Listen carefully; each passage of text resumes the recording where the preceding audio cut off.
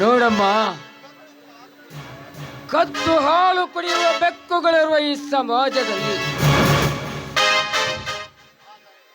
ಆದರೆ ಹಾಲು ಕುಡಿಯುತ್ತೇನೆ ಎಂದು ಹಠಕ್ಕೆ ಬಿದ್ದರಿ ಬೇಟೆಗಾರ ಹಾಕಿದ ಬಲಿಯಲ್ಲಿ ಸಿಕ್ಕಾಕಿಕೊಂಡು ಸಾಯುವುದು ನಿಶ್ಚಿತ ಅಲ್ಲವೇನಮ್ಮ? ಮಾವ, ಅದು ಸಾಯಲಿಕ್ಕೆ ಏನು ಮನೆಯಲ್ಲಿ ಬೆಳೆದ ಬೆಕ್ಕಲ್ಲ, ಕಾಡಲ್ಲಿ ಬೆಳೆದ ಕಾಡು ಬೆಕ್ಕು. ಅಂದ ಮೇಲೆ ಜೀವ ಕಳೆದುಕೊಳ್ಳುವುದು ಮಾತೆಲ್ಲಿ? ನೋಡಮ್ಮ ಶೀಲಾ, ಬೇಟೆಗಾರ ಬೇಟೆಯಾಡುವುದು ಕಾಡು ಪ್ರಾಣಿಗಳನ್ನೇ ಹೊರತು ಕಾಡಿನ ಸೌದು ಪ್ರಾಣಿಗಳನ್ನಲ್ಲ. ಇದು ನಿನಗೆ ಚೆನ್ನಾಗಿ ತಿಳಿದಿರಲಿ. ಹಾಗಾದರೆ ಬೇಟೆಗಾರನ ದಾರಿ ತಪ್ಪಿಸಿದ ಪ್ರಾಣಿಗಳು ಎಷ್ಟಿಲ್ಲ ಮಾವ?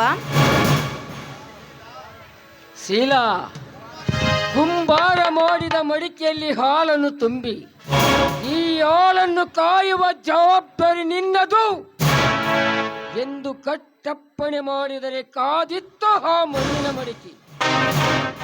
ಆದರೆ ಮಣ್ಣಿನ ಮಡಿಕೆಗಿರ ನಿಯತ್ತು ಹಾಲಿಗೂ ಸಹ ಬೇಕಾಗುತ್ತದೆ ಅಲ್ಲವೇನಮ್ಮ? ಹಾಗಾದರೆ ಜವಾಬ್ದಾರಿಯಿಂದ ಕಾಯುವ ಮಣ್ಣಿನ ಮಡಿಕೆಯಲ್ಲಿ ಒಂದು ತೊಟ್ಟು ಹುಳಿ ಬಿದ್ದರೆ ಅವಾಗ ಏನು ಮಾಡುವೆ ಮಾವ? ಹೌದಮ್ಮ ಶೀಲಾ, ಆ ತುಂಬಿದ ಹಾಲಿನ ಬಿಂದಿಗೆಯಲ್ಲಿ ಒಂದೇ ಒಂದು ತೊಟ್ಟ ಹುಳಿ ಬಿದ್ದರೆ ಸಾಕು, ಹಾಲಿಗೆ ಹಾಲೇ ಕೆಟ್ಟು ಹೋಗುತ್ತದೆ. ಅದಕ್ಕೆ ಹೇಳಿರುವುದು ಕವಿ ಗುರುರಾಜ್ ಅವರು, ಎತ್ತರ ತಂಗಿ ಎತ್ತರ.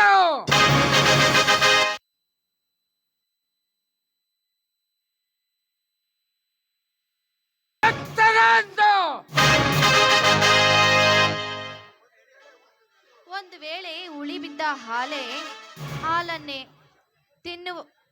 ತಿನ್ನುವ ಈ ಸಮಾಜದಲ್ಲಿ ಅದೇ ಹುಳಿ ಹಿಂಡಿದ ಹಾಲಿನಿಂದಲೇ ಮೊಸರು ಮಜ್ಜಿಗೆ ತಯಾರಿಸಿ ಊಟ ಮಾಡಿ ಆನಂದಿಸುವ ಜನರನ್ನು ನೋಡಿರಲೇಬೇಕಲ್ಲವೇ ಮಾವ? ಹೌದಮ್ಮ, ಹುಳಿ ಹಿಂಡಿದ ಹಾಲಿನಿಂದ ಮೊಸರು ಮಜ್ಜಿಗೆ ತಯಾರಿಸುವುದು ಸಹಜವೇ ಅಮ್ಮ. ಆದರೆ ಮಾನವಂತರ ಮನೆಯಲ್ಲಿ ಮೀಸಲಾಗಿಟ್ಟ ಕೆಂಪು ಎಂಬ ಹುಳಿ ಹಾಕಿ ಮಾಡಿದ ಮಜ್ಜಿಗೆ ಸೊಂಪಾದ ಪರಿಮಳವನ್ನು ಬೀರುತ್ತದೆ. ಅದನ್ನು ಎಷ್ಟು ದಿನವಾದರೂ ಇಟ್ಟು ತಿನ್ನಬಹುದು. ಆದರೆ ಬೇರೆಯವರು ಹಿಂಡಿದ ಮೊಸರು ಮಜ್ಜಿಗೆಯಿಂದ ಕೆಟ್ಟ ವಾಸನೆ ಬೀರುತ್ತದೆ ವಿನ ಅದರ ಪರಿಮಳ ಸಿಗಲು ಸಾಧ್ಯವೇನಮ್ಮ?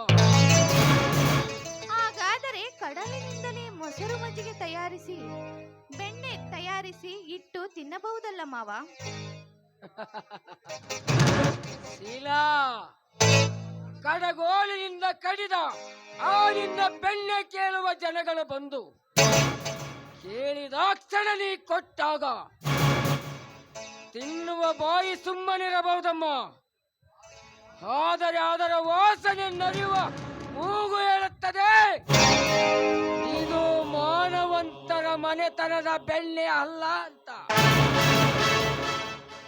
ಅಷ್ಟೇ ಏಕಮ್ಮ, ಹೆಣ್ಣು ಎಷ್ಟೇ ಕದ್ದು ಮುಚ್ಚಿ ಆದರ ಮಾಡಿ ಹಣದ ಮಗನಿಗೆ ಸೂಳೆ ಮಗನೆನ್ನುವರೇ ಹೊರತು ಭಾರತೀಯ ಮಗ ಅಂತ ಯಾರು ಹೇಳುವುದಿಲ್ಲ ಈ ಸಮಾಜದಲ್ಲಿ.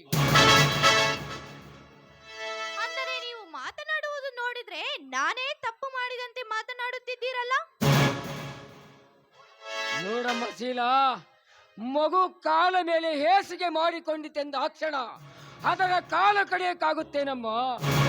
ಇಲ್ಲ, ಅದಕ್ಕೆ ಬುದ್ಧಿ ಹೇಳಿ ಮುಂದೆ ಈ ರೀತಿ ಮಾಡಬಾರದು ಅಂತ ಬುದ್ಧಿ ಹೇಳಬೇಕಾಗುತ್ತದೆ. ನೋಡಮ್ಮ, ನಿನಗೊಂದು ಕೊನೆಯದಾಗಿ ಮಾತು ಹೇಳುತ್ತೇನೆ.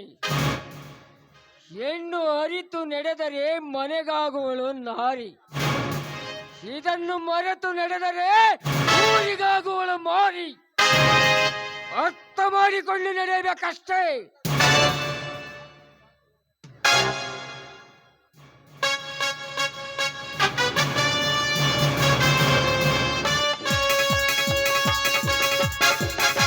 ಹೊಸಬಳು, ಅದಲ್ಲದೆ ತುಂಬಾ ಚಿಕ್ಕವಳು.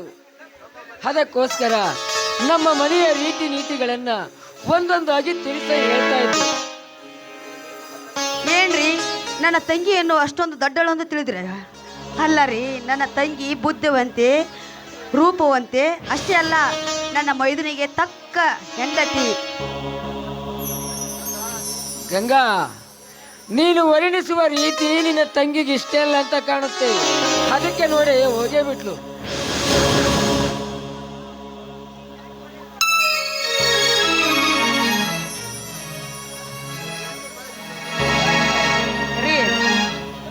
ಹೆಣ್ಣು ಬಯಸುವುದು ಒಂದೇ, ಗಂಡನ ಮನೆಯಲ್ಲಿ ದೇವರಾಗಿ ಬಾಳಬೇಕು ಅಂದಾಗ.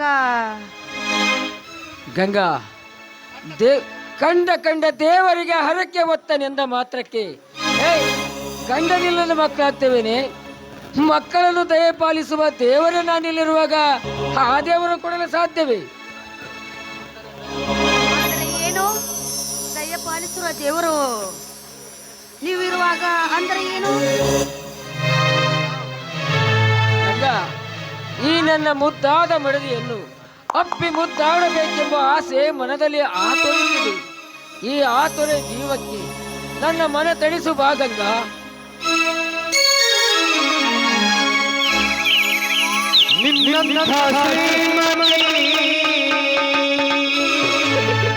ಕೈ ಹಿಡಿದಾಗ ನಿನ್ನ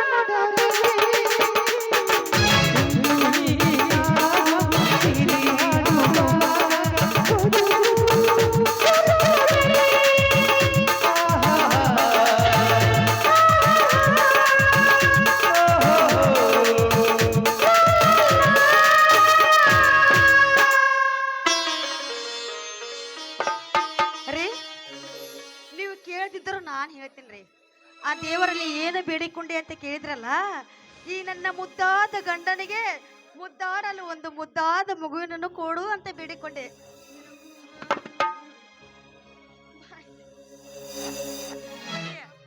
ಹತ್ರ ಹೋಗೋಣ. ಶಾಂತ ನೋಡ್ರಿ ನೀವು. ಬರ್ರಿ ಹೋಗೋಣ. ಇದ ಸಂತೋಷದಾಗ ಇನ್ನೊಂದು ಹೋಗಿತ್ತೀರಾ? ಬೇಡ ಸಾಕತ್ತ ನೋಡ್ರಿ ಹಂಗಾರ ಮನೆಗೆ ಊಟ ಮಾಡತ್ರಿ ನೋಡ್ರಿ.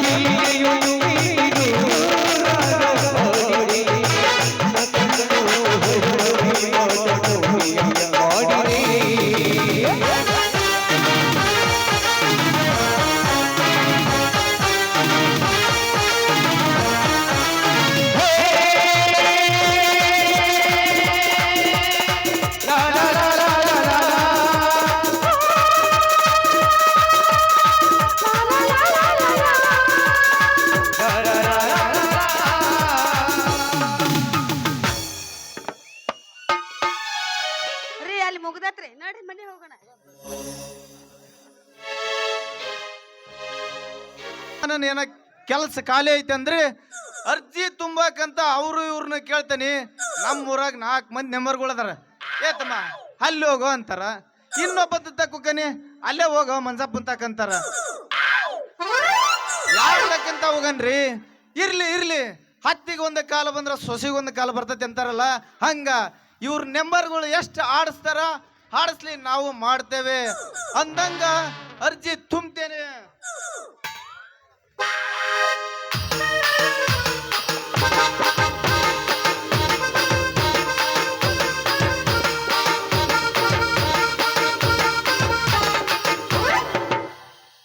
ಬಾ ಬಾ ಬಾ ಬಾ ಬಾ 60 ವರ್ಷದ ಮುದುಕಿಯ ಮೇಲೆ 6 ವರ್ಷದ ಹುಡುಗನಿಂದ ಅತ್ಯಾಚಾರ.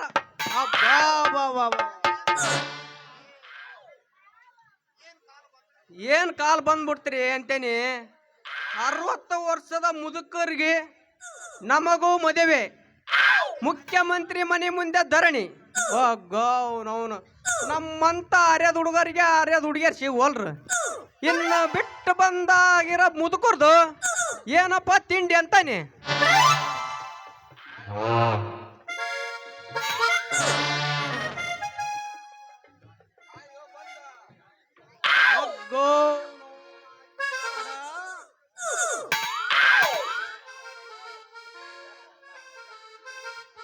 ಲೇ ಯಾವನಲ್ಲ ಇವನು, ನನ್ನ ಸೊಂಟನ ಮುರಿದು ಬಿಟ್ಟಲ್ಲೇ.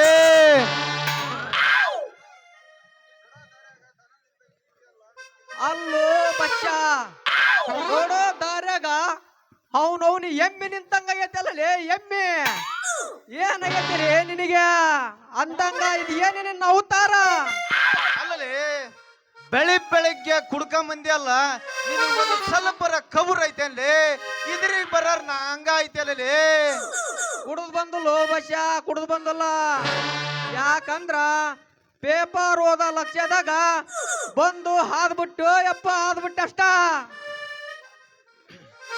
ಲೇ ಸತ್ಯ ನಮಗೂ ಒಂದು ಅವಕಾಶ ಸಿಕ್ಕತಿಲಿ ಅಲ್ಲಿ ನೋಡ್ಲೆ ಬಾಯಾರಿದ ಜನಕ ಈ ಸೀಸ ನೀರ್ ಬಿಡ ಕೆಲ್ಸಲೇ ನೀರ್ ಬಿಡ ಕೆಲ್ಸ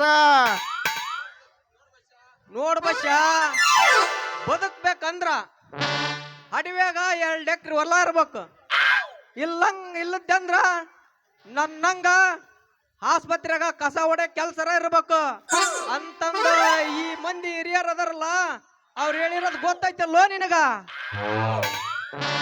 ಯಪ್ಪ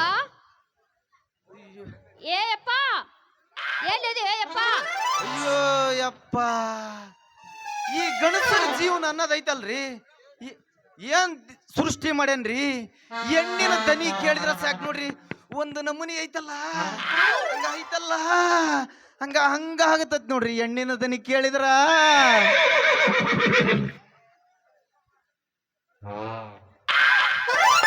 ಯಪ್ಪ ಏ ಯಪ್ಪ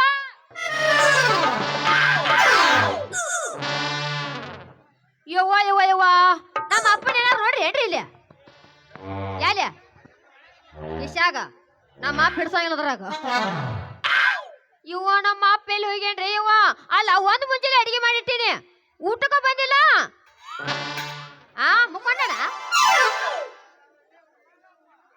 ಲೇ ಅಂಜಲಿ ನಿಮ್ಮಪ್ಪಗ ಇಚ್ಚಿಚ್ಚಿಗೆ ಕಾಮಸನ್ನಿ ಹೆಚ್ಚಾಗಿ ಬಿಡತ್ತಲೇ ಅಲ್ಲಿ ಕಳ್ಳಿ ಓಣ್ಯಾಗ ನೀರ್ ಕಡೆ ಬರರ್ನ ಅವ್ರನ್ನ ಕಾಯ್ಕಂತ ಕುಂತ್ ಬಿಟ್ಟನ್ಲೇ ಮುದಿಕ್ಯಾರ್ನ ಹಂಗಂತ ನಾನ್ ಹೇಳಿಲ್ಲಪ್ಪ ಅಲ್ಲಿ ಅಂಗಡಿ ಮಂತಲ್ಲಿ ಕುಂತಿರ್ತಾರಲ್ಲ ಆಳ ಮೇಳ ಅವ್ರ ಅನ್ನಕತ್ತಿದ್ರು ನೋಡು ಯಾಕೋ ಮಾವ ಅಲ್ಲ ನಮ್ಮ ಅಪ್ಪನ ಬಗ್ಗೆ ಯಾಕೆ ಹಂಗ ಮಾತಾಡಕತ್ತೀರಿ ಯಾಕಂದ್ರೆ ಇನ್ನು ನಮ್ಮ ಅಪ್ಪಗ 60 ವಯಸ್ಸು ಅಂತವ ಅಲ್ಲ ನಮ್ಮ ಅಪ್ಪ ಯಾರು ಹೆಣ್ಮಕ್ಳು ಕಣ್ಣೆತ್ತಿ ನೋಡ್ದವ ಅಲ್ಲ ಬಾ ಚಲೋದ ನಮ್ಮ ಅಪ್ಪ ಅಂತ ಮೇಲೆ ಹಿಂಗ ಅನ್ನಕತ್ತೀನಿ ಹಂಗಾದ್ರ ತಡ ಯಾಕೆ ಮಾಡ್ತೀಯ ಅಂಜಲಿ ಒಂದ್ ಒಗದು ಬಿಡೋ ನೋಡೋಣ ಹೋಗೋದು ಬಿಟ್ಟೆ ಹೊಡಿ ಮಾಸ್ತರ್ ಬಳಿ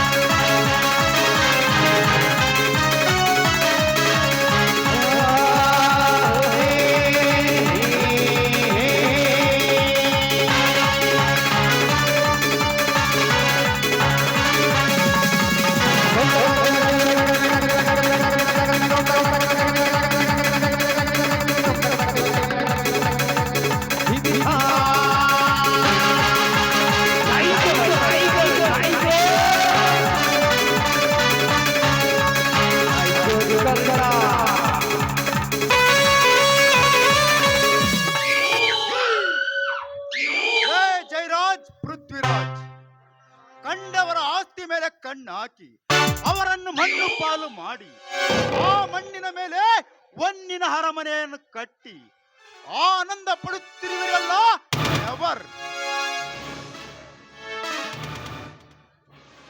ಇನ್ನು ಮುಂದೆ ಅದು ಎಂದಿಗೂ ಸಾಧ್ಯನೇ ಇಲ್ಲ. ಯಾಕೆಂದರೆ ನಿಮಗೆ ಎದುರಾಗಿ ರಣರಂಗದಲ್ಲಿ ಸೆಡ್ಡು ಹೊಡೆದು ನಿಲ್ಲುವ ಗಂಡು ಹುಟ್ಟಿ ಬಂದಿರುವನು ಈ ಕಲಿಯುಗದಲ್ಲಿ.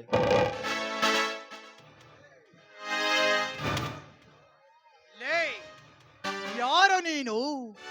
ಮದ ತುಂಬಿದ ಗಜನಂತೆ ಮನೆಗೆ ನುಗ್ಗಿ ಈ ಜಮೀನ್ದಾರನಿಗೆ ಏಕವಚನದಲ್ಲಿ ಮಾತನಾಡಿ ಈ ಸೌಕಾರ ತೋಡಿದ ಬಾವಿಗೆ ಬಿದ್ದೆನೆಂಬ ಹೊರಿವಿಲ್ಲದೆ ಮರಿವಿನಂತೆ ಮಾತನಾಡುತ್ತಿದ್ದೀಯಾ?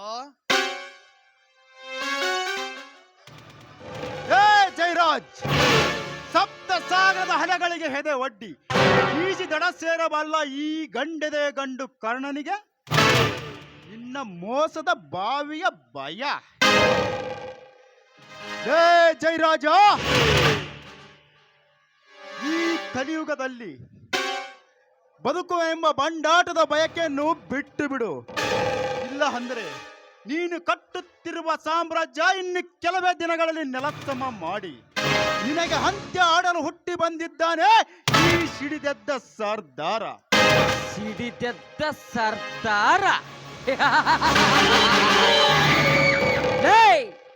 ನಿನ್ನಂತ ಸರ್ದಾರ ರೊಚ್ಚಿಗೆದ್ದು ಬಂದಾಗ ಸ್ವತಂತ್ರ ಸಂಗ್ರಾಮದಲ್ಲಿ ಹೋರಾಡಿದ ವೀರರು ಯಾರೊಬ್ಬರು ಈ ಭೂಮಿ ಮೇಲೆ ಬದುಕಿ ಉಳಿದಿಲ್ಲ ಅಂದಾಗ ಇನ್ನು ನೀನ್ಯಾವ ಸರ್ದಾರಲೇ ಈ ಕರ್ಮ ತುಂಬಿದ ಕಲಿಯುಗದಲ್ಲಿ? ಸಿಡಿದೆದ್ದ ಸರ್ದಾರರು ನ್ಯಾಯ ನೀತಿ ಧರ್ಮದಿಂದ ಹೋರಾಡಿ ಸ್ವತಂತ್ರವನ್ನು ತಂದು ಕೊಟ್ಟು ವೀರ ಮರಣವನ್ನು ಅಪ್ಪಿದ ಕ್ರಾಂತಿವೀರ ಸಂಗೊಳ್ಳಿ ರಾಯಣ್ಣ, ಭಗತ್ ಸಿಂಗ್, ಸುಭಾಷ್ ಚಂದ್ರ ಬೋಸ್ ಅಜರಾಮರರಾಗಿ ಉಳಿದಿದ್ದಾರೆ ಜನರ ಮನಸ್ಸಿನಲ್ಲಿ. ಅಂದಾಗ ನಿಮ್ಮಂತ ಮಲ್ಲಪ್ಪ ಶೆಟ್ಟಿ ಹಾಗೆ ವೀರ ಸಾಧಕರು ಹುಟ್ಟಿಕೊಂಡು ಜಾತಿಯ ವಿಷ ಬೀಜ ಬಿತ್ತಿ ಅನ್ಯಾಯ ಅಧರ್ಮ ತುಂಬಿ ತುಳುಕುತ್ತಿದೆ ಈ ಸಮಾಜದಲ್ಲಿ.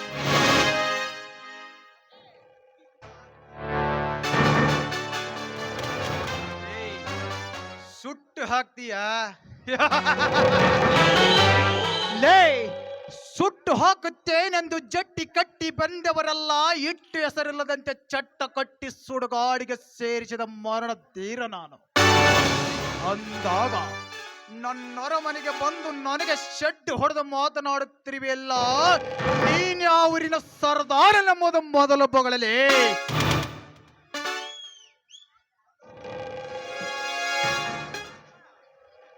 ಅಲ್ಲ ತಮ್ಮ ತಡ್ಕೊಳ್ಳಲಿ. ಮಳಿ ಇಲ್ಲ, ಗುಡುಗಿಲ್ಲ, ಮಿಂಚಿಲ್ಲ, ಹೊಡೆದೀಯಲ್ಲೇ ತಮ್ಮ. ಕುಡಿದೆಲ್ಲ ನೀಸಿ ಎಲ್ಲ ಇಳಿದು ಹೋಗ್ಬಿಡ್ತಾರಲ್ಲಿ. ಕುಲಕರ್ಣಿ ಮುತ್ತರೆ ಬಾಯ್. ಜೈರಾಜ್, ಏನಂದೆ? ನಾನು ಯಾರ? ನೀನು ಅನುಭವಿಸುತ್ತಿರುವ ಸರ್ವ ಆಸ್ತಿಯ ಸರ್ದಾರ ನಾನು. ನೀನು ಕಟ್ಟುತ್ತಿರುವ ಫ್ಯಾಕ್ಟರಿಯ ಜಮೀನಿನ ವಾರಸುದಾರ ನಾನು. ಈ ಭವ್ಯ ಬಂಗಲೆಯ ಮಾಲೀಕ ನಾನು. ಈ ಸರ್ವ ಆಸ್ತಿಯ ಸರ್ದಾರ ನಾನು. ಸಾಕ? ಇನ್ನು ಬೇಕಾ? ಸರ್ ಅಲ್ಲೋ ತಮ್ಮ, ಇಷ್ಟಕ್ಕ ನುಂಗಾಕ ಆಗೋಲ್ದು. ಇನ್ನೇನಾರ ನಮ್ಮ ಸಾಹುಕಾರಿಗೆ ದನಿಯರಿಗೆ ಏನಾರ ಸಿಟ್ಟು ಗೆದ್ದೆ ಅಂದ್ರ ಇನ್ನು ಹೆಣ ನೋಡ್ಬೇಕಾಗತ್ ನೋಡಿ. ಹುಷಾರ.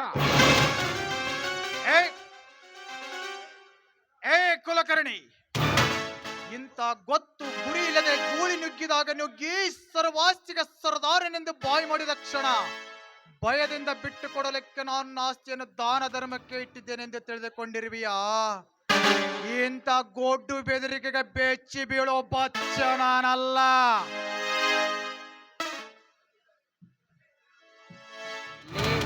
ಸರ್ದಾರ, ನಿನ್ನಂತ ಸರ್ದಾರ ರೊಚ್ಚಿ ಗೆದ್ದು ಬಂದಾಗ ಬರ್ತಿ ಉಪಯೋಗಿಸಿ ಬಾಯಲ್ಲಿರುವ ಹಲ್ಲು ಕಿತ್ತು ನಮ್ಮ ಇಚ್ಛೆಯಂತೆ ಆಟವಾಡಿಸಬಲ್ಲ ಆವಾಡಿಗರು ನಾವು ಬಂದಾಗ ಇನ್ನು ನೀನ್ಯಾವ ಸರ್ದಾರಲೇ?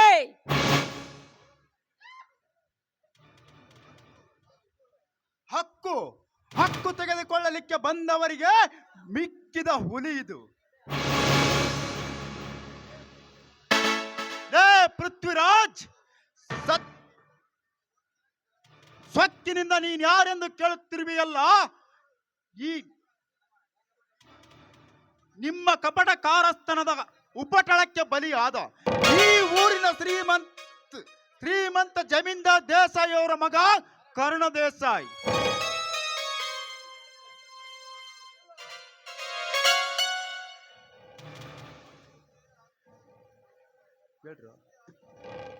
ಅಂದು ಇದೇ ಆಸ್ತಿಗಾಗಿ ಎತ್ತರನ ತಂದೆ ತಾಯಿ ಹಾಗೂ ನನ್ನ ತಮ್ಮಂದಿರನ್ನು ಕೊಲೆ ಮಾಡುತ್ತಿರುವನ್ನು ಕಣ್ಣಾರೆ ಕಂಡು ಎದರಿ ಹೋಗಿ ಗಾಯಗೊಂಡ ಹುಲಿಯಂತೆ ಇಂದು ಗರ್ಜಿಸಿ ನಿಮ್ಮಿಂದ ಆಸ್ತಿಯನ್ನು ಕಿತ್ತುಕೊಂಡು ಕರ್ಮ ತುಂಬಿದ ಈ ಊರಲ್ಲಿ ಕರ್ಮ ತುಂಬುವ ಹಾಗೆ ಮಾಡದೆ ಹೋದರೆ ಈ ಕಲಿಯುಗದಲ್ಲಿ ಕರ್ಣನಾಗಿ ಹುಟ್ಟಿದ್ದಕ್ಕೂ ಸಾರ್ಥಕವಾಗುತ್ತೆ ನನ್ನ ಜನ್ಮ.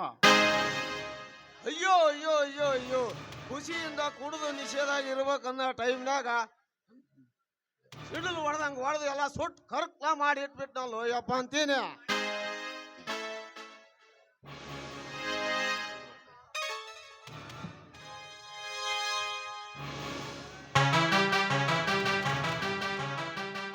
ಕರುಣ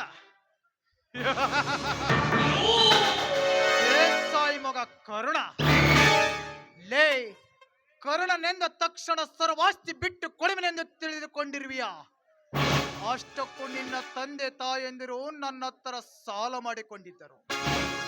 ಸಾಲ ತೀರಿಸಲಾಗದೆ ಅವಮಾನಕ್ಕೀಡಾಗಿ ಆತ್ಮಹತ್ಯೆ ಮಾಡಿಕೊಂಡರು. ಕೊಟ್ಟಿದ ಸಾಲಕ್ಕೆ ಆಸ್ತಿ ತೆಗೆದುಕೊಳ್ಳಬೇಕು ತಾನೆ. ಸಾಲ ಕೊಟ್ಟವರು ನಾವು, ಆಸ್ತಿ ತೆಗೆದುಕೊಂಡವು, ತಪ್ಪೇನಿದೆ? ಜೈರಾಜ್, ಪೃಥ್ವಿರಾಜ್, ಹೊಟ್ಟೆಗೆ ಅನ್ನವಿಲ್ಲದೆ ಕಳ್ಳತನ ಮಾಡಿ ಬದುಕುತ್ತಿದ್ದ ನಿಮ್ಮನ್ನು ಅನ್ನ ನೀರು ಕೆಲಸ ಕೊಟ್ಟು ಒಳ್ಳೆಯವರನ್ನಾಗಿ ಮಾಡಲಿಕ್ಕೆ ಹೋದನಲ್ಲ ನನ್ನ ತಂದೆ. ಅಂತ ದೇವರಂತ ತಂದೆಯನ್ನು ಕೊಂದ ಮೃಗಗಳು ನೀವು. ಅನ್ನ ಹಾಕಿದ ಮನೆಗೆ ಕನ್ನ ಹಾಕುವ ಕದಿಮರು ನೀವು. ನಿಮ್ಮಂತ ದ್ರೋಹಿಗಳನ್ನು ನಿಮ್ಮಂತ ದ್ರೋಹಿಗಳಿರುವುದರಿಂದಲೇ ಈ ಸಮಾಜ ಹದಗೆಟ್ಟು ಹಾಳಾಗಿರುವುದು. ಸಮಾಜ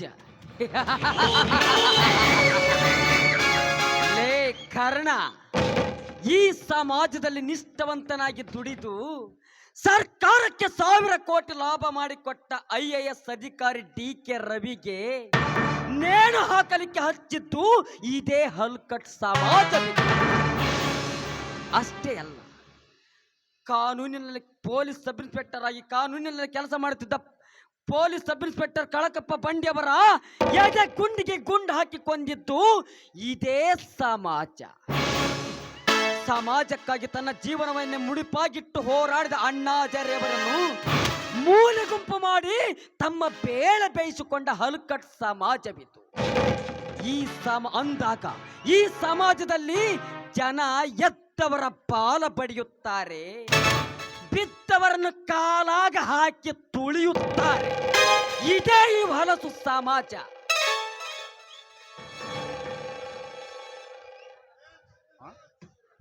ಲೇ ಪೃಥ್ವಿರಾಜ್, ಅನ್ಯಾಯದಿಂದ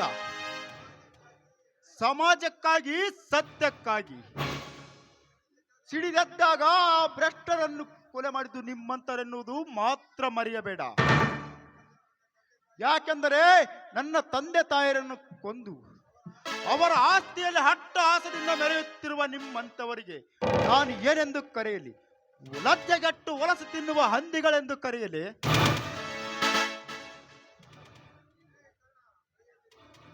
ಲೇ ಕರ್ಣ, ಮೈ ಮೇಲೆ ಮಾಂಸ ಖಂಡಗಳು ಗಟ್ಟಿಯಾಗಿದೆ ಎಂದು ದೊಡ್ಡತನದಿಂದ ದೊಡ್ಡ ಮಾತುಗಳನ್ನು ಆಡಿದರೆ ಸಿಟ್ಟಿಗೆದ್ದ ಈ ಸೌಕಾರನ ಬೊಂದಿಗಿನಿಂದ ಸದ್ದಿಲ್ಲದೆ ಯಮಲೋಕಕ್ಕೆ ಕಳಿಸಿಬಿಡುವೆ. ಹುಷಾರ್. ಜಯರಾಜ್, ನಿನ್ನಂತೆ ಬಂದೂಕಿನ ಭಯ ತೋರಿಸಿದ ಬ್ರಿಟಿಷರು ಕೆಂಪು ಮೋತಿಯ ರಾತ್ರಿ ಹೊತ್ತಿನಲ್ಲದೆ ನೆಲ ಇಲ್ಲದೆ ನಾಪತ್ತೆ ಆಗಿರುವ ಕೆಂಪು ಮೋತಿಯವರ ಕತೆ ಕೇಳಿರಬೇಕಲ್ಲ?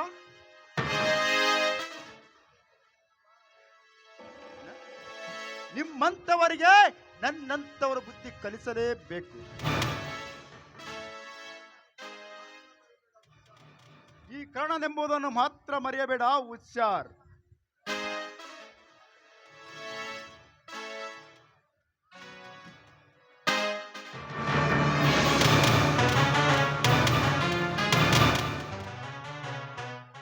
ಅಣ್ಣ, ನಮ್ಮ ಮನೆಗೆ ಬಂದು ಬಾಯಿಗೆ ಬಂದಂತೆ ಮಾತನಾಡುತ್ತಿರುವನಲ್ಲ, ನಮ್ಮ ಹಾಳುಗಳಿಗೆ ಹೇಳಿ ಇವನನ್ನು ಇಂಚು ಇಂಚಾಗಿ ತುಂಡರಿಸಿ ನಾಯಿನರಿಗೆ ಹಾಕಿ ಬಿಡೋಣ. ಆಗ ನಮ್ಮ ಮನೆಗೆ ಬಂದು ಯಾರು ಮಾತನಾಡುವುದಿಲ್ಲ. ಮುತ್ತು ಬಾಯಿ ಹುಚ್ಚು ಹೆಣ್ಣೆ, ಏನು ಇಂಚು ಇಂಚಾಗಿ ತುಂಡರಿಸಲಿಕ್ಕೆ ನನ್ನ ಹರಕೆಗೆ ಬಿಟ್ಟ ಕುರಿಮರಿ ಎಂದುಕೊಂಡೆ?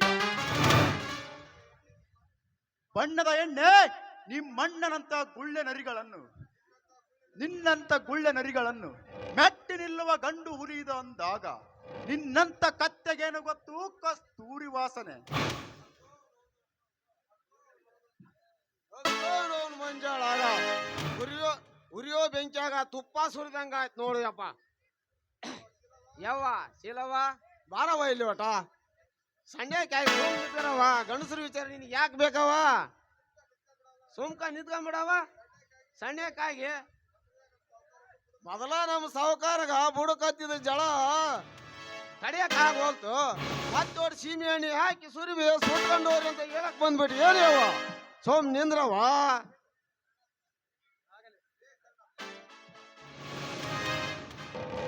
ಲೇ ಕರ್ಣ, ಸರ್ವ ಆಸ್ತಿ ನನ್ನದೇ ಎಂದು ಬಾಯಿ ಪಡ್ಕೊಳ್ತಾ ಇದೆಯಲ್ಲ, ಆಸ್ತಿ ನಿನ್ನದೇ ಎನ್ನುವುದಕ್ಕೆ ಬೇಕಾದ ಕಾಗದ ಪತ್ರಗಳೇನಾದರೂ ಒಂದಾದರೂ ಇದೆ ನಿನ್ನ ಹತ್ತಿರ? ಅದನ್ನು ಬಿಟ್ಟು ಬಾಯ್ ಪಡ್ಕೊಂಡ್ರೆ ಜನ ಸೇರುವರೆ ಹೊರತು ಜಾಗ ಸಿಗುವುದಿಲ್ಲ. Be careful. ಪೃಥ್ವಿರಾಜ್, ಏನಂದೆ? ಕಾಗದ ಪತ್ರಗಳು ಬೇಕಾ?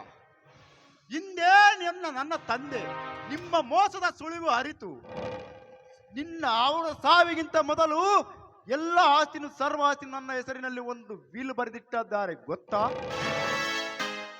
ನನ್ನ ತಂದೆಯನ್ನು ಕೊಂದ ಅವಸರದಲ್ಲಿ ಹೆಬ್ಬಟ್ಟಿನ ಸಹಿ ತೆಗೆದುಕೊಂಡು ಖರೀದಿಸಲಿಕ್ಕೆ ಹೋದಾಗ ವಿಲ್ ಇದ್ದ ಕಾರಣ ಖರೀದಿ ಆಗಲೇ ಇನ್ನು ಈ ಆಸ್ತಿ ನನ್ನ ಹೆಸರಿಲ್ಲದೆ ಎಂಬುದನ್ನು ನಿನ್ನ ಎದೆಗುಂಡಿಗೆ ಕಿವಿ ಕೊಟ್ಟು ಹೇಳುತ್ತೆ ಕರ್ಣ ದೇಸಾಯಿ ಅಂತ.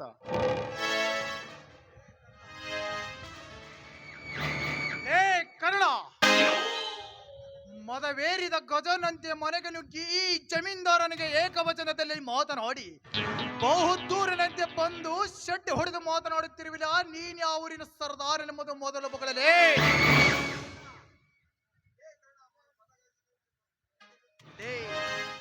ಮಜವೇರಿದ ಗಜನಂತೆ ಮನೆಗೆ ನುಗ್ಗಿ ಮರ ಬಂದಂತೆ ಮಾತನಾಡಿ ನಿಮ್ಮಂತ ಮಜ ಗಜಗಳನ್ನು ಅಂಕುಶದಿಂದ ಪಳಗಿಸಿ ಅದರ ಮೇಲೆ ಕುಳಿತು ರಾಜ್ಯಭಾರ ಮಾಡುವ ರಣ ಧೀರ ನಾನು.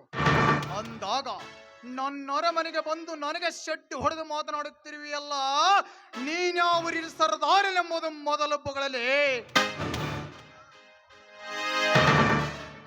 ಹೌದಣ್ಣ, ಯಾರೋ ದಾರಿಯಲ್ಲಿ ಹೋಗುವವರು ಬಂದು ಇದು ನನ್ನ ಆಸ್ತಿ ಅಂದ ತಕ್ಷಣ ಕೊಡೋದಕ್ಕೆ ಇದೇನು ಧರ್ಮದ ಚಕ್ರವಲ್ಲ. ಸಂಬಂಧಪಟ್ಟ ದಾಖಲಾತಿಗಳನ್ನು ಮೊದಲು ತೆಗೆದುಕೊಂಡು ಬರಲಿಕ್ಕೆ ಹೇಳಣ್ಣ. ಸುಮ್ಮನೆ ಏಕೆ ತಲೆ ಕೆಡಿಸಿಕೊಳ್ಳುವೆ? ಗರ್ವ ತುಂಬಿದ ಎಣ್ಣೆ ಕೇಳು. ಧರ್ಮ ತುಂಬಿದ ಗಂಡಿನ ಆಸ್ತಿ ತಿಂದು ಬೆಳೆದಿರುವ ನಿಮ್ಮಿಬ್ಬರ ಕೋಣವನ್ನು ಇನ್ನು ಕೆಲವೇ ದಿನಗಳಲ್ಲಿ ಕಡಿದು ಒನ್ನೆತ್ತವನ ಜಾತ್ರೆ ಮಾಡುವ ಕಾಲ ದೂರಿಲ್ಲ.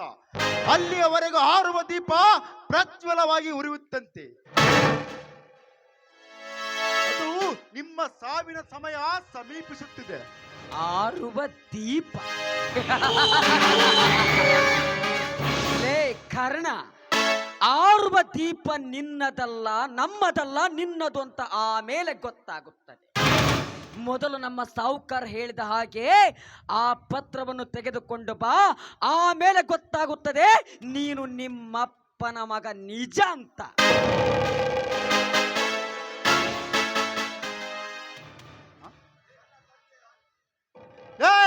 ನನ್ನ ತಂದೆ ಆಸ್ತಿ ನಿಜವೇ ಹಾಗಿದ್ದರೆ, ಈ ಕಲಿಯುಗದಲ್ಲಿ ಧರ್ಮ ಅನ್ನೋದು ಇದ್ದಿದ್ದೇ ಹಾಗಿದ್ದರೆ, ಈ ಭೂಮಿ ತಾಯಿ ಮೇಲಾಣಿ ಮಾಡಿ ಹೇಳುತ್ತೇನೆ, ಆ ಪತ್ರ ಎಲ್ಲೇ ಇರಲಿ ಸಿಕ್ಕೇ ಸಿಗುತ್ತೆ. ಈ ಕರ್ಣ ಕೊಟ್ಟ ಮಾತು, ಇಟ್ಟ ಹೆಜ್ಜೆ, ಬಿಟ್ಟ ಬಾಣ ಯಾವತ್ತೂ ತಪ್ಪಿಲ್ಲ. ದಟ್ ಈಸ್ ಕಲಿಯುಗದ ಕರ್ಣ.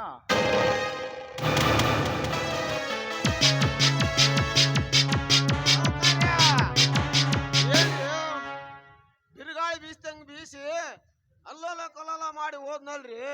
ಇವನು ಹೋಗೋ ಸ್ಪೀಡ್ ನೋಡಿದ್ರ ಆ ಪತ್ರ ತಂದೆ ತರ್ತಂದ ಕಾಣ್ತಾನ. ಇದಕ್ಕೊಂದು ವ್ಯವಸ್ಥೆ ಮಾಡಿಬಿಡ ನಡ್ರಿ.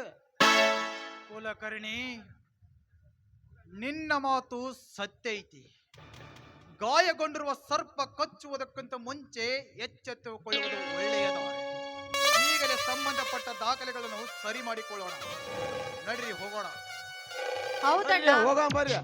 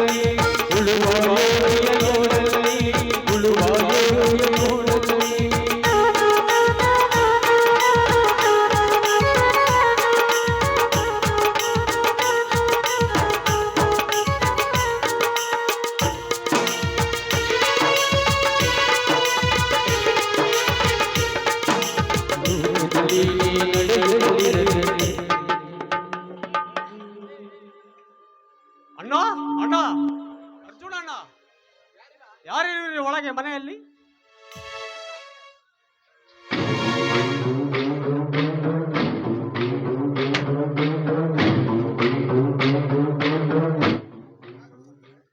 ಯಾರು? ಯಾಕೆ? ಅವರು ಮನೇಲಿ ಯಾರು ಇಲ್ಲ, ಏನಾಗ್ಬೇಕಿತ್ತು? ಯಾಕಿಲ್ಲ ಅಮ್ಮೋರೆ, ಮೊನ್ನೆ ಹೊಲ ಹೊಡೆಯಲು ನಗ ಒಯ್ದಿದ್ದೆ, ಕೊಟ್ಟೋಗೋಣ ಅಂತ ಬಂದೆ. ಅದಕ್ಕೆ ಒಳಗಡೆ ಒತ್ಕೊಂಡು ಬಂದ್ಬಿಡೋದಾ? ಛೇ, ಅಷ್ಟು ಬುದ್ಧಿ ಬೇಡವಾ? ವಯಸ್ಸಾಗಿದೆ, ಯಾವ್ದೆಲ್ಲ ಎಲ್ಲಿಡ್ಬೇಕಂತ ಗೊತ್ತಾಗಲ್ವಾ? ಯಾಕಮ್ಮ ಈಗಂತೀಯ? ಅದು ನಮಗೆ ಅನ್ನ ಕೊಡುವ ದೇವರು. ಇದನ್ನು ಕೀಳ ದೃಷ್ಟಿಯಿಂದ ನೋಡಿದರೆ ಮೆಚ್ಚುವನ ಪರಮಾತ್ಮ. ಆಫ್ಟರ್ ಆಲ್ ತುತ್ತು ಕೂಳಿಗಾಗಿ ದುಡಿಯುವ ಬಡವ ನೀನು, ನನಗೆ ಎದುರು ಉತ್ತರ ಕೊಡ್ತೀಯಾ ರಾಸ್ಕಲ್? ನೋಡಮ್ಮ, ನೀನು ಶ್ರೀಮಂತೆಯಾಗಿದ್ದರೂ ತಿನ್ನುವುದು ಅನ್ನವನ್ನೇ, ಬಡವರು ತಿನ್ನುವುದು ಅದೇ ಹಣ್ಣವನ್ನೇ. ಅಂದ ಮೇಲೆ ಭೇದ ಭಾವವಿಲ್ಲ. ಯು ರಾಸ್ಕಲ್, ನನಗೆ ಎದುರಿಗೂ ಉತ್ತರ ಕೊಡ್ತೀಯಾ?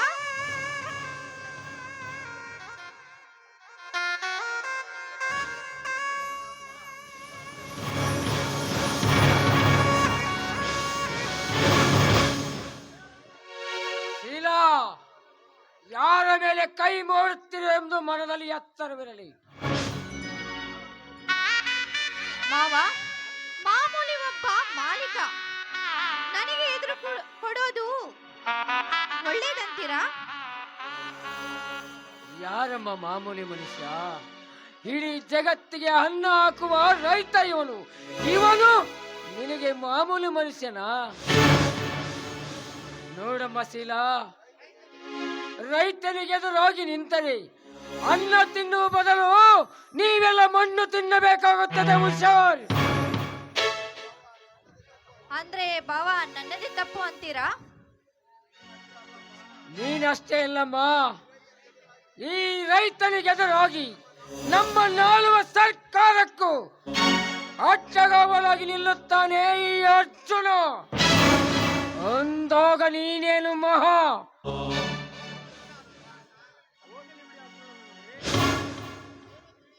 ಏನು ತಿಳಿಯದೆ ತಪ್ಪು ಮಾಡಿದ್ದಾರೆ.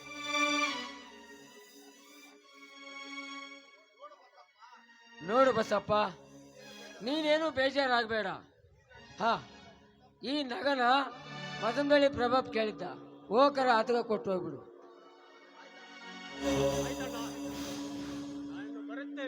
ಆಯ್ತು, ಹೋಗಿ ಬಾರ.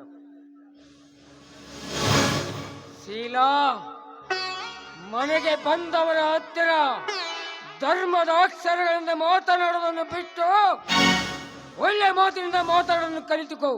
ಮುಂದೆ ನಿನಗೆ ಒಳ್ಳೆಯದು. ಓದಿಲ್ಲದ ಒಬ್ಬ ಹಳ್ಳಿಯ ಗಮರ ನೀನು. ಅಕ್ಷರವೇ ಅರ್ಥವೇ ಗೊತ್ತಿಲ್ಲದ ನಿನ್ನ ಬಾಯಿಂದ ನನಗೆ ಬುದ್ಧಿ ಮಾತೆ. ಛೇ, ಇಂಥ ಅನಕಾರಿಗಳಿಂದ ಬುದ್ಧಿ ಹೇಳಿಸಿಕೊಳ್ಳುವಂತಾಯ್ತಲ್ಲ ನನ್ನ ಬಾಳು.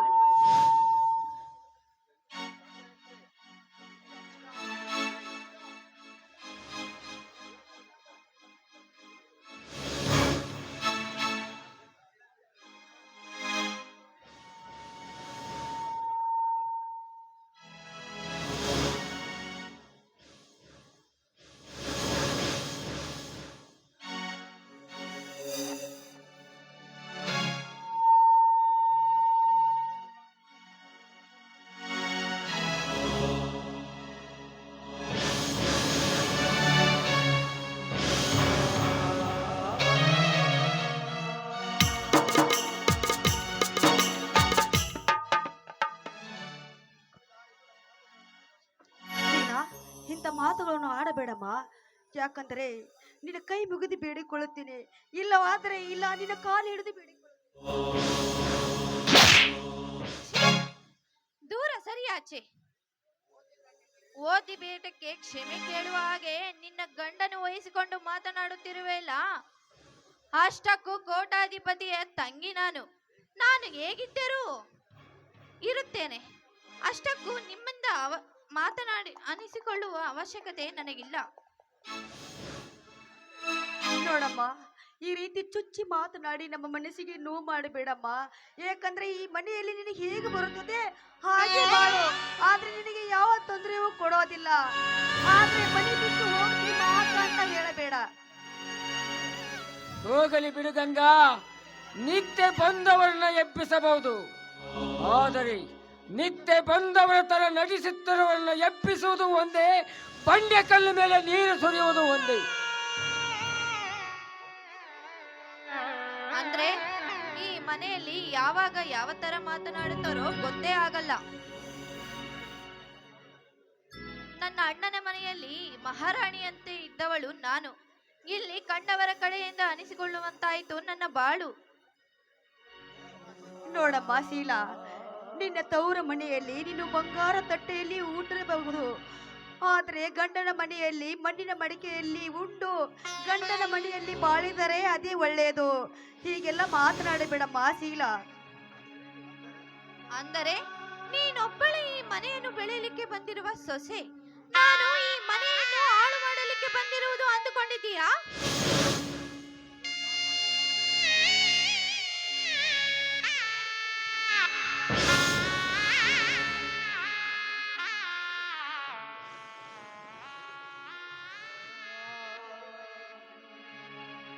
ಏನಮ್ಮ ಗಂಗಾ, ಏನಾಗಿದೆ ಈ ಮನೆಯಲ್ಲಿ? ಯಾಕಿಷ್ಟು ಜೋರಾಗಿ ಮಾತನಾಡುತ್ತಿರುವಿರಿ? ಗಂಗಾ, ಯಾಕಮ್ಮ ನಿನ್ನ ಕಣ್ಣಲ್ಲಿ ನೀರು? ಯಾಕೆ, ಏನಾಗಿದೆ? ಏನು ಇಲ್ಲ ಬಾವ, ಅಡಿಗೆ ಮನೆಯಲ್ಲಿ ಹೊಗೆ ಜಾಸ್ತಿ, ಅದಕ್ಕೆ ಕಣ್ಣಲ್ಲಿ ನೀರು ಬಂದಿತ್ತು. ಹೌದಣ್ಣ, ಬೇಗ ಹೊಲಕ್ಕೆ ಹೋಗ್ಬೇಕು. ಊಟ ರೆಡಿ ಮಾಡು ಅಂತ ಹೇಳಿದೆ. ಒಲೆಗೆ ಹಸಿ ಕಟ್ಟಿಗೆ ಇಟ್ಟಿರ್ಬೇಕು. ಹೊಗೆ ಜಾಸ್ತಿ ಆಗಿ ಕಣ್ಣಲ್ಲಿ ನೀರು ಬಂದಿರ್ಬೇಕು. ಅರ್ಜುನ, ಕಣ್ಣರೆಯದೊಡನೆ ಕರುಳು ಅರಿಯದೇನಪ್ಪ? ಈ ಮನೆಯಲ್ಲಿ ಏನು ನಡೆಯುತ್ತಿದೆಂಬುದು ನನಗೇನು ಗೊತ್ತಾಗದಿಲ್ಲನಪ್ಪ. ಈ ಮನೆಯಲ್ಲಿ ಏನು ನಡೆಯುತ್ತಿದೆ ತಿಳಿದುಕೊಳ್ಳುವಷ್ಟು ಮೂರ್ಖನಲ್ಲಪ್ಪ ಈ ನಿನ್ನ ಅಣ್ಣ. ಮನೆಯಲ್ಲಿ ಚೆಲ್ಲಾಪಿಲ್ಲಿಯಾಗಿ ಬಿದ್ದಿರೋ ಸಾಮಾನುಗಳು, ರೋಷ ಆವೇಶದ ಮಾತುಗಳು, ಇಷ್ಟೇ ಸಾಕಪ್ಪ ತಿಳಿದುಕೊಳ್ಳೋಕೆ. ಗಂಗಾ, ಏನಾಗಿದೆ ಹೇಳಮ್ಮ ಈ ಮನೆಯಲ್ಲಿ?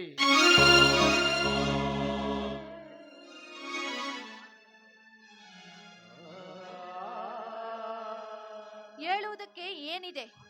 ಮಾತಿಗೆ ಬಾರದ ಜನರ ಕಡೆಯಿಂದ ಅನಿಸಿಕೊಳ್ಳುವಂತಾಯ್ತು ನನ್ನ ಬಾಳು. ಅಂದರೆ ನಿನ್ನ ಮಾತಿನ ಅರ್ಥ ಭೂಮಿ ಮುಚ್ಚಿದ ಕೆಂಡದಂತೆ. ಶೀಲಾ, ಅದು ಏನು ಸ್ವಲ್ಪ ಬಿಡಿಸಿ ಹೇಳಮ್ಮ. ಈ ಮನೆಯಲ್ಲಿ ನಾನೇನೇ ಮಾಡಿದರೂ ತಪ್ಪಾಗಿ ಕಾಣುತ್ತದೆ. ಒಟ್ಟಿನಲ್ಲಿ ನಾನು ನನ್ನ ಗಂಡ ಈ ಮನೆಯಲ್ಲಿ ಇರುವುದು ಕೆಲವೊಂದಿಷ್ಟು ಜನಕ್ಕೆ ಇಷ್ಟ ಇಲ್ಲ ಅಂತ ಕಾಣ್ತಿದೆ. ಮುಚ್ಚಮ್ಮ ಬಾಯಿ. ಏನು ಮಾತನಾಡುತ್ತಿರುವೆ ಅಂತ ಮನದಲ್ಲಿ ಹರಿವಿಟ್ಟುಕೊಂಡು ಮಾತನಾಡು. ಅಣ್ಣ, ಅದು ಅದು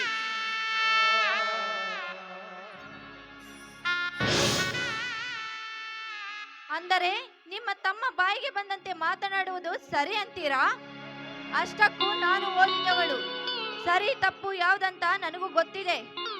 ಶಾಲೆಯೇ ಮುಖವೇ ನೋಡದೆ, ಅಕ್ಷರದ ಅರ್ಥವೇ ಗೊತ್ತಿಲ್ಲದೆ ನನಗೆ ನಿಮ್ಮ ತಮ್ಮ ಬುದ್ಧಿ ಮಾತು ಹೇಳುತ್ತಿದ್ದಾನಲ್ಲ, ಅವರವರ ಯೋಗ್ಯತೆ ಅವರೇ ನೋಡಿಕೊಂಡರೆ ಸಾಕು. ಹುಚ್ಚೆ ಹೆಣ್ಣೆ, ಏನು ಮಾತನಾಡುತ್ತಿದ್ವಿ ಅಂತ ಮನದಲ್ಲಿ ಹರಿವಿಟ್ಟುಕೊಂಡು ಮಾತನಾಡು. ಬೇರೆಯವರ ಹೇಗತೆ ಬಗ್ಗೆ ಮಾತನಾಡಿಕೆ ನೀನು ಯಾವ ಹೇಗತೆ ಬಗ್ಗೆ ಮಾತಾಡಲಿಕ್ಕೆ ನೀನು ಯಾವ ಹೇಗತೆ ಇದೆ? ಶಾಲೆಯ ಮುಖವನ್ನು ನೋಡದೆ ನನ್ನ ತಮ್ಮನಿಗೆ ಅಂದಿಯಾ? ನೋಡಮ್ಮ ನೋಡಮ್ಮ, ಹಾಲಿಗೆ ಹುಕ್ಕು ಬರಬಾರದು, ಹೆಣ್ಣಿಗೆ ಸೊಕ್ಕು ಬರಬಾರದು ಅಂದಾಗ ಅಂತ ಹೇಳಿದ್ದಾರೆ ದೊಡ್ಡವರು. ಅರ್ಥ ಮಾಡಿಕೊಂಡು ನಡೆಯಮ್ಮ. ಅಂದರೆ ನಿಮ್ಮ ತಮ್ಮ ವಿದ್ಯಾವಂತ ಪಂಡಿತನೇ ನನಗೆ ಬುದ್ಧಿ ಹೇಳೋಕೆ? ನೋಡಮ್ಮ, ಅಲ್ಪ ವಿದ್ಯೆ ಮಾಗರಿವು, ಇದು ಒಳ್ಳೆದಲ್ಲಮ್ಮ. ನೀನು ಹಂಗಿನ ಅರಮನೆಯಲ್ಲಿ ಕುಂತು ಓದಿರುವಳು. ಒಂದೇ ಒಂದು ಡಿಗ್ರಿಗೆ ಇಷ್ಟು ಜಿಗುದು ಮಾತನಾಡುತ್ತಿರುವಿಯಲ್ಲ. ನನ್ನ ತಮ್ಮ ಗುಡಿಸಿಲಲ್ಲಿ ಕುಂತು ಅಂಬಲಿಯನ್ನು ಉಂಡು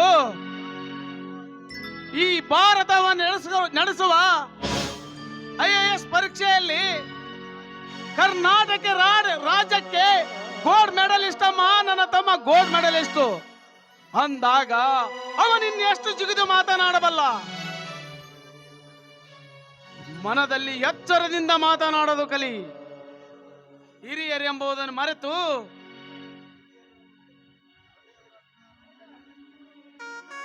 ಒಳ್ಳೆಯವರ ಗುಣ ನಡತೆಯಲ್ಲಿ ನೋಡಂತ ಹೇಳಿದ್ದಾರೆ ಬಲ್ಲವರು. ಹೋಗಲಿ ಬಿಡಣ್ಣ. ಎಷ್ಟೇ ಆದರೂ ಅವಳು ನಮ್ಮ ತಮ್ಮನ ಹೆಂಡತಿ. ಅವಳು ನಮ್ಮ ಮನೆಗೆ ಹೊಂದಿಕೊಳ್ಳುವವರೆಗೂ ನಾವೇ ಅವಳಿಗೆ ಹೊಂದಿಕೊಳ್ಳಬೇಕಣ್ಣ. ಅರ್ಜುನ, ಕಳ್ಳಿ ಹಾಲು ಕಣ್ಣಿಗಲ್ಲ, ಮಳ್ಳಿ ಹೆಣ್ಣು ಮನಿಗಲ್ಲಪ್ಪ ಅನ್ನೋ ಹಾಗೆ ತವರ ಮನೆಯ ಶ್ರೀಮಂತಿಕೆಯ ಬುಟ್ಟಿ ಒಡವೆಗಿಂತ ತವರ ಮನೆಯ ಬಟ್ಟು ಕುಂಕುಮವೇ ಲೇಸು ಅಂತ ಹೇಳಿದ್ದಾರೆ. ತೆಗೆದುಕೊಳ್ಳುತ್ತೀನಪ್ಪ.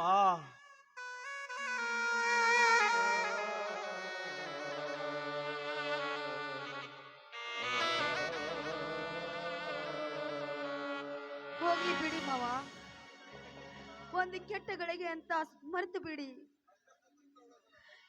ಅಷ್ಟಕ್ಕೂ ಚಿಕ್ಕವಳು ನನ್ನ ತಂಗಿ. ಒಂದು ದಿನ ಹೀಗೆ ಮಾತಾಡಿದವಳಲ್ಲ, ಅವಳಿಗೆ ಬುದ್ಧಿ ಇಲ್ಲ.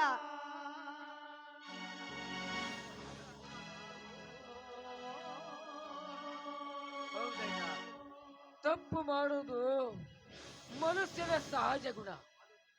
ಆದರೆ ಅದನ್ನು ತಿದ್ದಿ ನಡೆಯೋಕೆ ಅವಕಾಶ ಕೊಡುವುದು ನಿಮ್ಮಂತರ ಹಿರಿಯರ ಲಕ್ಷಣ. ನೋಡಮ್ಮ ಶೀಲ, ಅರ್ಜುನ ಶಾಲೆ ಕಲಿತೇನೆ ಎಂದು ಸುಳ್ಳು ಹೇಳಿ ಎದೆಯಲ್ಲಿ 2 ಅಕ್ಷರ ಇಲ್ಲದೆ ತಾಯಿ ತಂದೆ ಜೀವ ಹಿಂಡುವ ಬಂಡ ಮಕ್ಕಳ ತುಂಬಿಕೊಂಡಿರುವ ಈ ಸಮಾಜದಲ್ಲಿ IAS ಪಾಸ್ ಆದರೂ ದೇಶದ ಬೆನ್ನೆಲುಬಾಗಿ ರೈತನಾಗಿ ದುಡಿಯುವುದು ಜಗ ಮೆಚ್ಚಿದ ಮಗನಪ್ಪ, ಜಗ ಮೆಚ್ಚಿದ ನಮ್ಮ ಮಗ.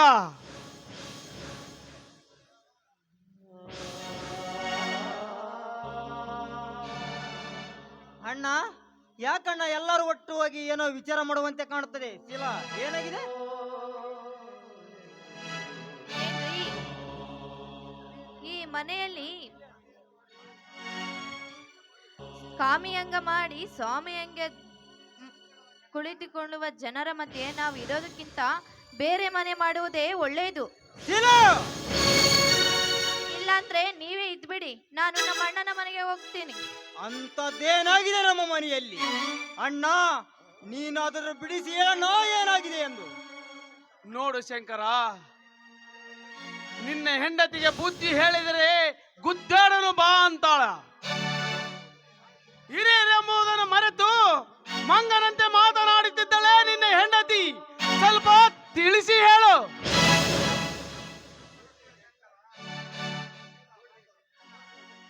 ನೋಡಿದ್ದೀಯಾ ಶಂಕರ, ನಿಮ್ಮಣ್ಣ ಮಾತನಾಡುತ್ತಿರುವುದು? ಇಷ್ಟಾದ ಮೇಲೂ ನಾನು ಈ ಮನೆಯಲ್ಲಿರುವುದು ಸರಿಯಲ್ಲ.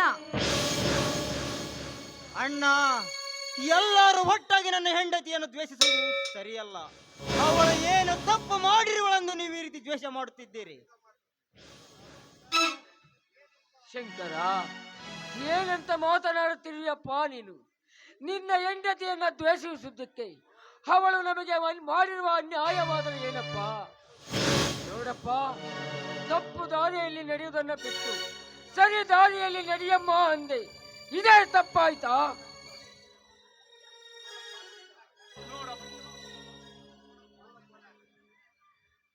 ನೋಡಪ್ಪ ಶಂಕರ, ಈ ಹೆಣ್ಣು ಮಕ್ಕಳ ಜಗಳಕ್ಕೆ ಗಂಡಸರು ತಲೆ ಹಾಕಬಾರದು. ನೋಡಪ್ಪ, ಹೀಗೆಲ್ಲ ಮಾತನಾಡಬೇಡ. ಈ ಜಗಳದಲ್ಲಿ ನೀನು ಬರಾಕ ಹೋಗಬೇಡಪ್ಪ ಶಂಕರ. ಅಂದರೆ ನಿಮ್ಮ ಮಾತಿನ ಅರ್ಥ ನನ್ನ ಹೆಂಡತಿಗೆ ಎಷ್ಟೇ ಕಷ್ಟ ಕೊಟ್ಟರೂ ಸುಮ್ಮನೆ ಇರಬೇಕೆ? ಮುಚ್ಚು ಬಾಯ್ ಶಂಕರ್. ಹೆಂಡತಿಯ ತಾಳಕ್ಕೆ ತಕ್ಕಂತೆ ಕುಣಿತಿರುವ ನೀನು ಒಬ್ಬ ಗಂಡಸ. ಹಿರಿಯರೆಂಬುವುದು ನಿಮ್ಮಂತವರ ಹಿಂದೆ ಒಟ್ಟಾಗಿ ಬಾಳುವುದು ಕನಸಿನ ಮಾತಾಗಿದೆ. ಬಲ್ಲವರು ಹೇಳಿದ್ದಾರೆ, ಅದಕ್ಕಾಗಿ ಗಂಡಸಿಗೆ ಚಟ ಇರಬಾರದು, ಹೆಂಗಸಿಗೆ ಹಠ ಇರಬಾರದು. ಅಣ್ಣ, ಈ ನಿಮ್ಮ ಮಾತನ್ನು ಕೇಳಿ ನನ್ನ ಹೆಂಡತಿಗೆ ನಾನು ದ್ರೋಹ ಮಾಡಲಾರೆ. ಈಗಿಂದೀಗಲೇ ನಾವು ಇಬ್ಬರು ಮನೆ ಬಿಟ್ಟು ಹೋಗುತ್ತೇವೆ. ನೀವೇ ಚೆನ್ನಾಗಿರಿ, ನಡೆಸಿಲ್ಲ ಹೋಗೋಣ. ಬೇಡಪ್ಪ ಬೇಡಪ್ಪ ಶಂಕರ, ಆ ರೀತಿ ಮಾತನಾಡಬೇಡ ಶಂಕರ. ನೀನು ಮನೆ ಬಿಟ್ಟು ಹೋಗಬೇಡಪ್ಪ, ಮನೆ ಬಿಟ್ಟು ಹೋಗಬೇಡ.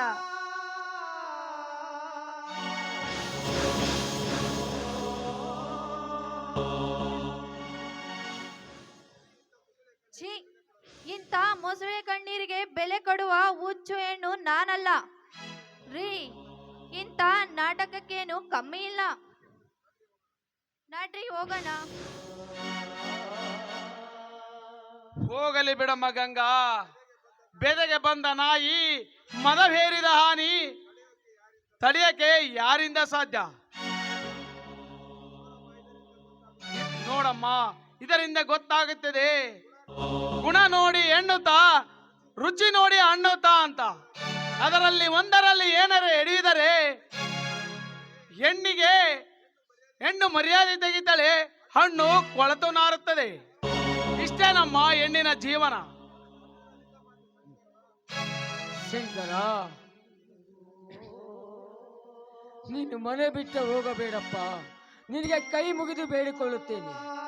ಒಳಗೆ ನಡೆಯೋ ನಿನ್ನ ಹೆಂಡತಿಯನ್ನು ಕರೆದುಕೊಂಡು. ಅಣ್ಣ, 1000 ವರ್ಷವಿದ್ದರೂ ಸಾವು ತಪ್ಪದು, 100 ವರ್ಷವಿದ್ದರೂ ಬೇರೆ ಆಗದು ತಪ್ಪದು. ನಾನು ಈ ಮನೆಯಲ್ಲಿರಬೇಕಾದರೆ ನನ್ನದೊಂದು ಕಂಡೀಷನ್. ಏನಪ್ಪ ನಿನ್ನ ಕಂಡೀಷನ್ನು? ಏನಂತ ಹೇಳು ಶಂಕರ. ನೋಡು, ಯಾವತ್ತಾದರೂ ನಿನಗೆದುರಾಗಿ ಈ ನಿನ್ನಣ್ಣ ಮಾತನಾಡಿದ್ದಾನೇನಪ್ಪ? ಹೇಳು ಶಂಕರ, ಹೇಳು. ಈ ಕ್ಷಣದಿಂದ ನಾವಿಬ್ಬರು ಬೇರೆ ಆಗಿ ಬಿಡೋಣ. ಅಂದಾಗ ಈ ಮನೆಯಲ್ಲಿ ನಾವಿಬ್ಬರು ನೆಮ್ಮದಿಯಿಂದ ಇರಲು ಸಾಧ್ಯ.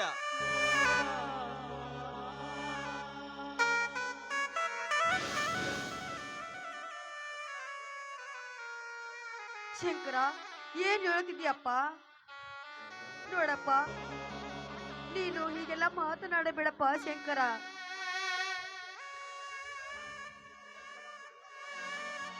ಶಂಕರ, ಹಾಗೆಲ್ಲ ಮಾತನಾಡಿ ಈ ನಿನ್ನ ಅಣ್ಣನ ಮನಸ್ಸನ್ನು ನೋಯಿಸಬೇಡಪ್ಪ, ನೋಯಿಸಬೇಡ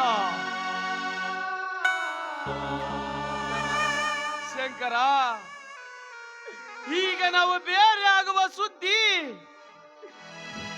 ಊರಿನ ಜನಕ್ಕೆ ಗೊತ್ತಾದರೆ ಮಾತನಾಡಿಕೊಳ್ಳುವರ ಬಾಯಿಗೆ ಹಾರವಾಗುತ್ತಿದೆಯಪ್ಪ, ಹಾರವಾಗುತ್ತಿದೆ. ಈ ಒಡ ಹುಟ್ಟಿದವರ ಮನೆತನ ಅಂದಾಗ ಈ ನಿನ್ನಣ್ಣ ಇದ್ದು ಸತ್ತಂಗಪ್ಪ, ಇದ್ದು ಸತ್ತಂಗ. ಅದೇನು ಗೊತ್ತಿಲ್ಲಣ್ಣ, ನಾನು ಬೇರೆ ಆಗಬೇಕಂದ್ರೆ ಆಗಬೇಕು ಅಷ್ಟೇ. ಆಗುತ್ತೋ ಹೇಳಿ, ಆಗುತ್ತೋ ಅಲ್ವೋ ಹೇಳಿಬಿಡಿ. ಈಗಂದಿಗಲೇ ನಾವು ಮನೆ ಬಿಟ್ಟು ಹೋಗುತ್ತೇವೆ.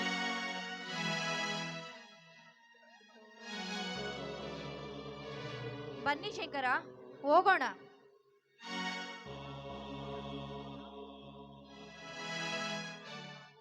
ಹಗ್ಗನೂ ಅರಿಯಲ್ಲ, ಕೋಲು ಮುರಿಯಲ್ಲ ಅನ್ನೋ ಹಾಗೆ ಅಡ್ಡ ಗೋಡೆಯ ಮೇಲೆ ದೀಪ ಇಟ್ಟಂಗೆ ಮಾತು ಬೇಡ. ಬನ್ನಿ ಹೋಗೋಣ. ನಿಲ್ಲಮ್ಮ ಶೀಲಾ, ನಿಲ್ಲು. ತಾನೊಂದು ಬಗೆದರೆ ದೈವ ಒಂದು ಬಗೆಯಿತಂತೆ ಅಲ್ಲ. ಪಾಲಿಗೆ ಬಂದದ್ದು ಪಂಚಾಮೃತವೆಂದು ಸ್ವೀಕರಿಸಲೇಬೇಕು. ಆಯ್ತಪ್ಪ ಶಂಕರ, ನಿನ್ನ ಹಾಗೆ ಆಗಲಿ. ಹಾಗಾದರೆ ಈಗಿಂದೀಗಲೇ ಹಾಗೆ ಬಿಡಲಿ. ಈ ಮನೆ ಆಸ್ತಿ ಮತ್ತು ಸಾಮಾನುಗಳು ಬೇರೆ ಬೇರೆ, ಮುಂದೆ ಸಮಸ್ಯೆನೇ ಬೇಡ.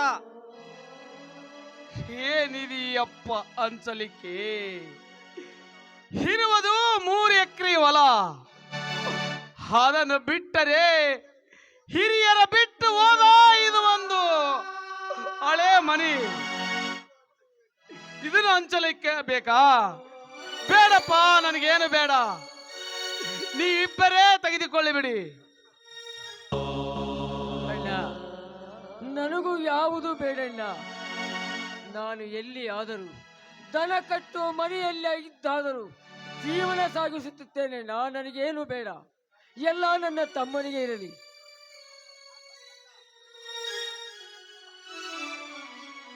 ಬಾವ, ಬಡತನದಲ್ಲಿ ಹುಟ್ಟಿ ಬಡತನದಲ್ಲಿ ಬೆಳೆದು ಬಂದಿರುವ ನಮ್ಮ ಮನೆತನವಿದು. ಬೇಡ ಬಾವ, ಇವರನ್ನ ಮನೆ ಬಿಟ್ಟು ಹೊರಗೆ ಹಾಕೋದು ಬೇಡ.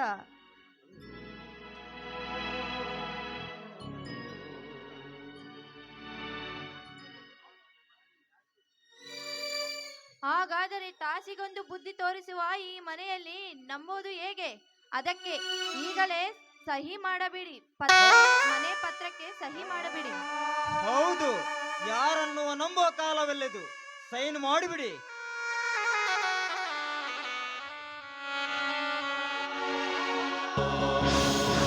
ನೋಡಪ್ಪ ಶಂಕರ, ನೋಡಪ್ಪ ಶಂಕರ, ಕೊಟ್ಟು ಕಸಿದುಕೊಳ್ಳುವ ಬುದ್ಧಿ ನಿನ್ನ ಅಣ್ಣನಿಗೆ ಇಲ್ಲಪ್ಪ, ಇಲ್ಲ.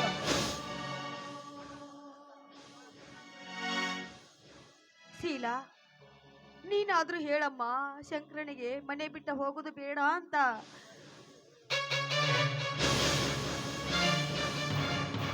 ಅಯ್ಯಯ್ಯಯ್ಯೋ, ಸಾವಿರ ಕಿಲೋಮೀಟರ್ ದೂರವಿದ್ದರೂ ಅಲೋ ಎನ್ನುವ ಈ ಕಾಲದಲ್ಲಿ ಕಾಗದ ಪತ್ರಗಳಿಗೇನು ಬರ ಇಡ್ರಿ, ನಾನೇ ತಂದ್ಬಿಡ್ತೀನಿ.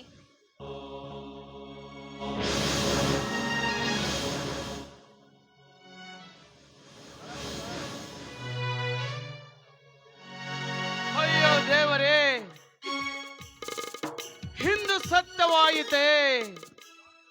ತಾಮ್ರದ ದುಡ್ಡಿಗೆ ತಾಯಿ ಮಕ್ಕಳನ್ನು ಬೇರೆ ಆಗುತ್ತದೆ ಎಂದು ಇಂದು ಸತ್ಯವಾಯಿತೆ. ಇಂಥ ಸ್ಥಿತಿ ನೋಡುವ ಬದಲು ನನ್ನ ಕಣ್ಣ ಮುಚ್ಚಿದರೆ ಎಷ್ಟೋ ನೆಮ್ಮದಿ ಇರ್ತಿತ್ತಲ್ಲ.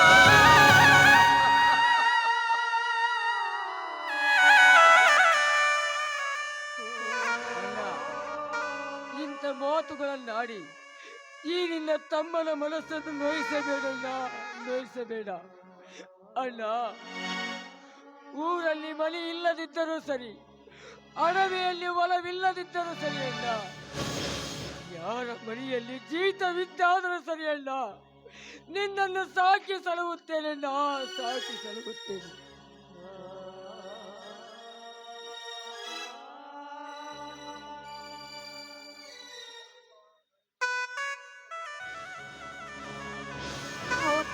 ಹೌದು ಬಾವ,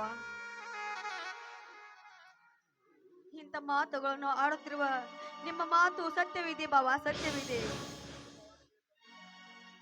ನೋಡಿ ಬಾವ, ನಿಮಗೆ ಯಾವ ತೊಂದರೆನೋ ಬರದಂತೆ ನಾವು ನೋಡಿಕೊಳ್ಳುತ್ತೇವೆ. ಅಣ್ಣ ಹತ್ತಿಗೆ ಹಿರಿಯ ಅಣ್ಣ ನಮ್ಮ ಜೊತೆಯಲ್ಲೇ ನಮ್ಮ ಮನೆಯಲ್ಲಿರಬೇಕು. ಬೇಡಪ್ಪ ಶಂಕರ, ನಿಮಗೆ ಏಕಪ್ಪ ತೊಂದರೆ? ನಾನು ಹೇಗೆ ಜೀವನ ಸಾಗಿಸ್ತೇನೆ? ಆದರೆ ಒಂದು ಮಾತು ಸತ್ಯವಿರಲಿ ಶಂಕರ, ವಶಲ ದಾಟಿದ ಹೆಣ್ಣು, ಬೇಲಿ ಇಲ್ಲದ ಹೊಲ, ಇವೆರಡು ಎರವರ ಪಾಲಪ್ಪ. ಅದಕ್ಕೆ ಸವಾರಿನ ಹಗ್ಗ ಹೆಂಗಸಿನ ಕೈಯಲ್ಲಿ ಅಲ್ಲಪ್ಪ, ಗಂಡಸಿನ ಕೈಯಲ್ಲಿ ಇರಬೇಕು. ಅದನ್ನು ಅರಿತು ನಡೆದರೆ ಸಂಸಾರ, ಮರೆತು ನಡೆದರೆ ಹಾಲಾಹಲ.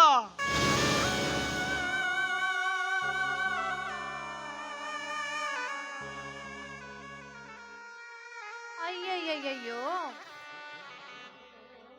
ಸಹಿ ಮಾಡಿ.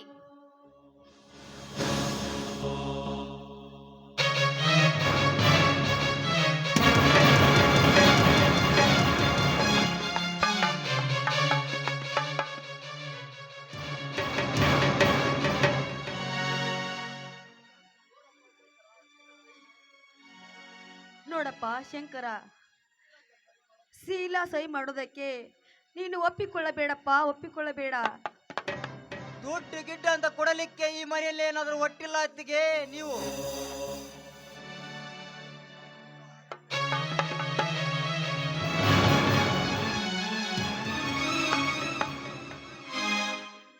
ಅಯ್ಯಯ್ಯಯ್ಯೋ, ಆಚಾರ್ಯ ಇಲ್ಲದ ಮನೆಯಾಗ 3 ಮಂದಿ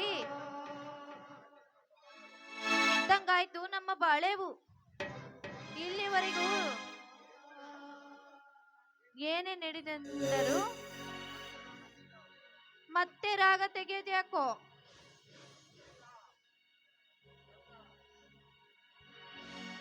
ನೋಡಮ್ಮ ಶೀಲಾ, ನೀನಾದ್ರೂ ಹೇಳಮ್ಮ ಶಂಕರನಿಗೆ, ನೀನೇ ಈ ರೀತಿ ಮಾತನಾಡಿದ್ರೆ ಹೇಗಮ್ಮ? ಬೇಡಮ್ಮ, ಈ ಆಸ್ತಿ ಪತ್ರವನ್ನು ತಗೊಂಡು ಹೋಗಬೇಡಮ್ಮ, ನಾವು ಸಹಿ ಹಾಕೋದಿಲ್ಲ. ಬಾವ, ನೀವಾದ್ರೂ ಹೇಳಿ ಬಾವ. ಗಂಗಾ, ಇನ್ನೇನಾದರೂ ಈ ಮನೆಯಲ್ಲಿ ಕೇಳಿದಲ್ಲಿ ನಿನ್ನ ಮಾಂಗಲ್ಯದ ಮೇಲೆ ಹಾನಿಯಾಗುತ್ತಿಲ್ಲ.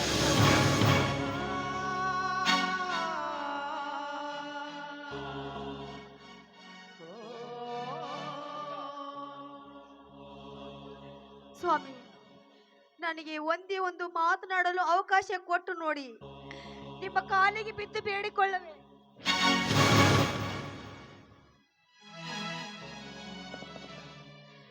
ನೋಡಮ್ಮ ಶೀಲಾ, ಅಷ್ಟೇ ತಾನೇ, ನೀನು ಏಕೆ ಈ ಆಸ್ತಿಯನ್ನು ತಗೊಂಡು ಹೋಗಬೇಕಾಗಿದೆ? ನೋಡಮ್ಮ, ಈ ಮನೆಯಲ್ಲಿ ನಾವು ಹೇಗಾದ್ರೂ ಇರಬೇಕು. ಬೇಕಾದ್ರೆ ನಾವು ಮನೆ ಬಿಟ್ಟು ಹೋಗ್ತೀವಿ, ನೀವು ಇರಿ. ಕುಣಿಸೋದು ಅಲ್ಲಿ ಕುಣಿಯೋರು ನಾವು ನಿಂತ್ಕೊಂಡ್ರೆ ಹಾಕಿ ನಿಂತ್ಕೊಂಡ್ರೆ ಬಾಳು ಹಸನಾದ ಹಾಲು ಒಡೆದೋರು ಮುಲ್ಲಿ ಇಲ್ಲದಲ್ಲೇ ವಿಧಿಯೇ